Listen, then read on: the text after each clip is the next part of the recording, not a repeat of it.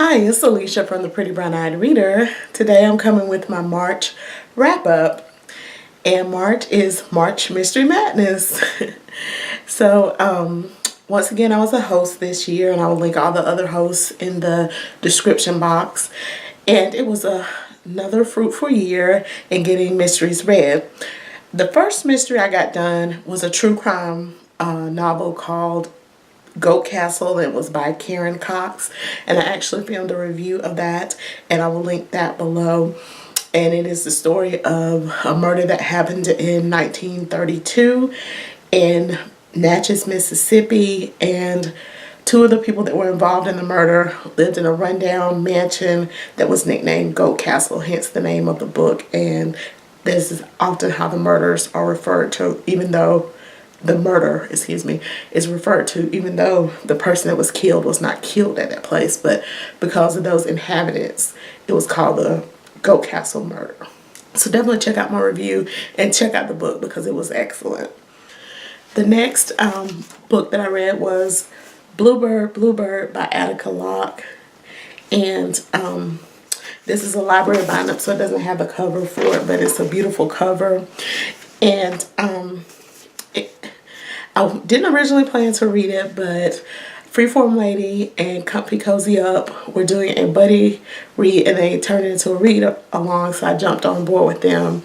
And it tells the story of a Texas Ranger named Darren Matthews and him trying to solve two murders in a small town in eastern Texas.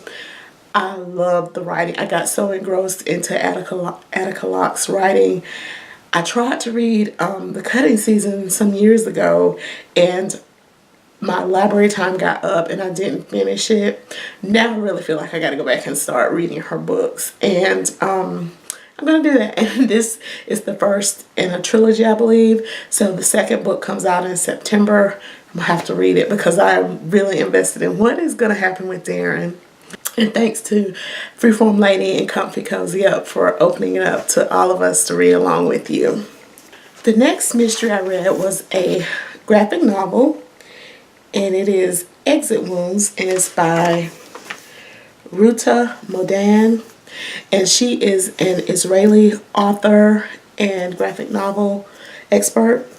And this tells the story of a father that goes missing in Tel Aviv. And the father's girlfriend seeks out his son to come find him. Well, the course of what happens to the man is slowly revealed over the course of the graphic novel. It was good. The colors were very vibrant in it. See, very good coloring.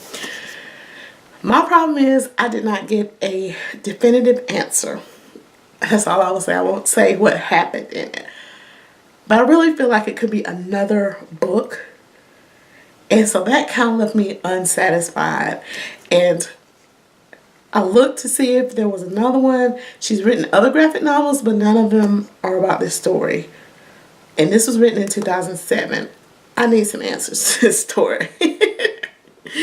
But anyway, so it's a mystery about how the mystery ends. I did have another graphic novel that I'm still working on. I'm filming this on March 31st. So it's possible that I could get it done before March is over with. But if not, it's fine if it goes into April. But that is City of Glass by Paul Auster. And it's about an author who finds himself being mistaken for a detective named Paul Auster. So this thing is kind of abstract. But I'm curious to finish it and see how it goes. Alright. So besides mysteries, I also read some other things. One of those is Rebound by Kwame Alexander. And I'm a huge fan of Kwame Alexander. He is a middle grade author that writes in verse. And Rebound tells the story of Charlie Bell, who is the father of Josh and Jordan Bell, from his crossover book. And so when I heard about Rebound, I made the assumption that it was going to be a sequel to the crossover, but it's actually a prequel, and you get to learn the story of the father. And then it gives us just a slight insight of what's going on with the twins, Josh and Jordan.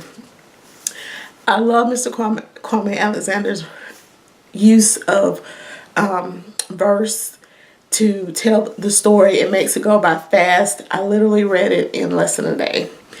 And I just got wrapped up in the story once again. So if you get a chance, always check out Kwame Alexander.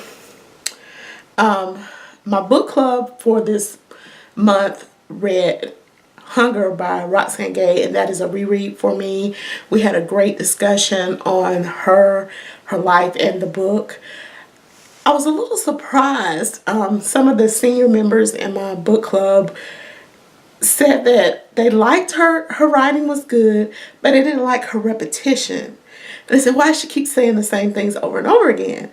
And I said, well, I thought it was a stream of conscience. She, she's just having a conversation with you about eating and your body. And they said, we get tired of people repeating stuff to us all the time. She's younger than us. She shouldn't be repeating stuff.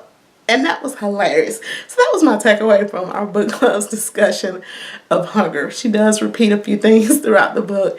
And older people don't want to keep being repeated to. Okay. I got a little sidetracked from a mystery reading this month as well. I love a good short story, so I read a few of those. One of the short stories I read was Rules of the Game by Amy Tan.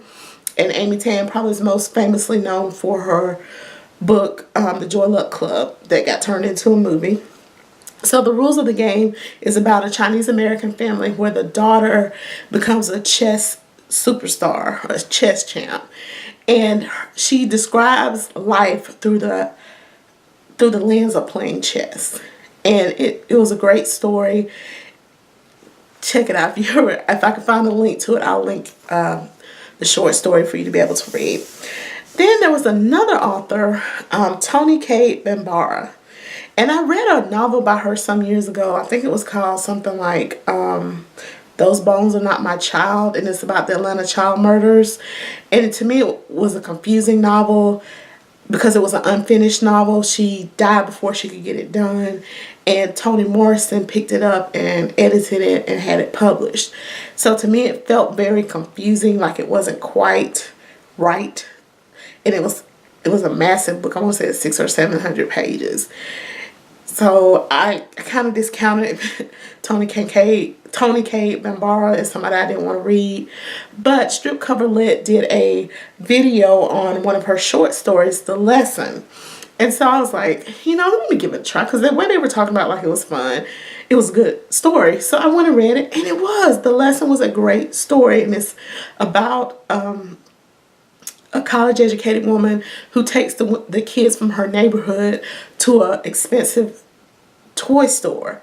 And through that experience, you get to see how racism and classism affect people just from that simple trip. And the way she writes it's a beautiful lesson. The lady is not a teacher, but in the story, she is the teacher. And the students, they're on summer break. They're not a class, but they in essence are a class. And this toy store is the classroom. So I love all the elements that she brings together in it.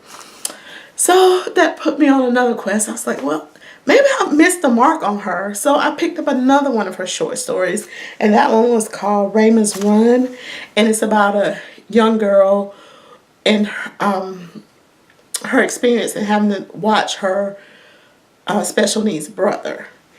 And she actually writes like a younger child in it. And it's just wonderful.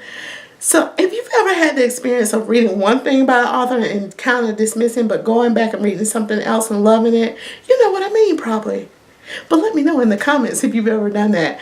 So I'm adding Toni Cade Bambara as an author I really need to pick up again and read something else by her. So this has been my wrap. Oh, I forgot.